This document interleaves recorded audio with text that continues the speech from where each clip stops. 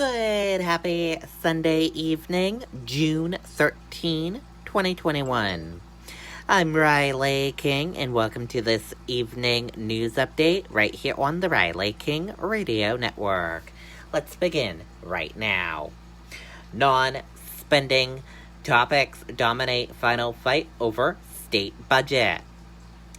Abortion restrictions, governor emergency powers, an expansion of school choice, and the teaching of racial diversity all will be debated over the next 4 days as legislators try to reach consensus on a 2-year state budget. Man arrested after fleeing Portsmouth crash. Portsmouth police arrested a 31-year-old Maine man early Saturday after he fled the scene of a single car crash in the area of Bartlett and Kate Streets. Massachusetts man injured in I-89 crash. A Massachusetts man injured his arm when the box truck he was driving rolled over early Sunday on Interstate 89 in New Loudon.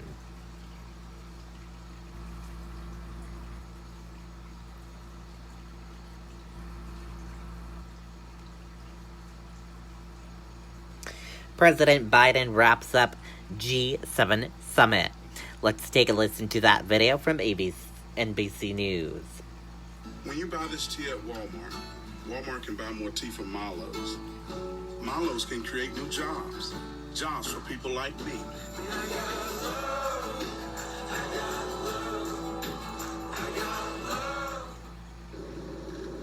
After a dramatic air show over the Cornish coast and a private beach barbecue, the world leaders are tackling climate change today and coordinating efforts to recharge their economies after the pandemic. The president failing to get the allies to call out China for its use of forced labor, for trying to repair relationships damaged by former President Trump's dismissive approach to the alliance. Or as we say back in the States, we're on the same page. Prime Minister Boris Johnson calling the president a breath of fresh air. He's a great believer in the transatlantic alliance, the special relationship. President Biden's next stop, a NATO summit in Brussels tomorrow, setting the stage for his first face-to-face with Russia's President Vladimir Putin in Geneva Wednesday.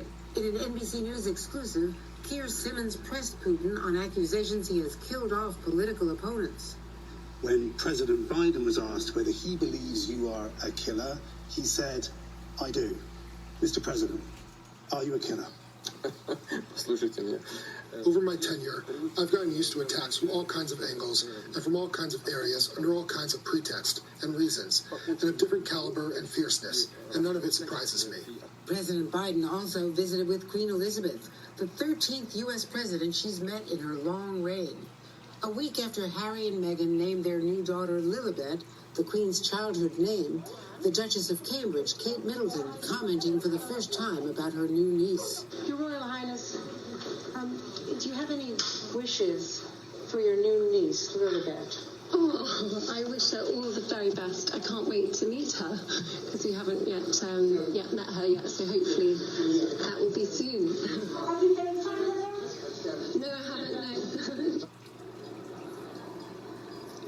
And before leaving England today, the Bidens are having tea at Windsor Castle with the Queen, whose 95th birthday was officially celebrated throughout England over the weekend. Willie? Andrea Mitchell making news even on the royal baby. And I know, Andrea, you'll be sitting down today with Secretary of State Antony Blinken. I imagine the president's meeting in Geneva on Wednesday with Vladimir Putin will be a big focus, especially with Putin making some news this morning.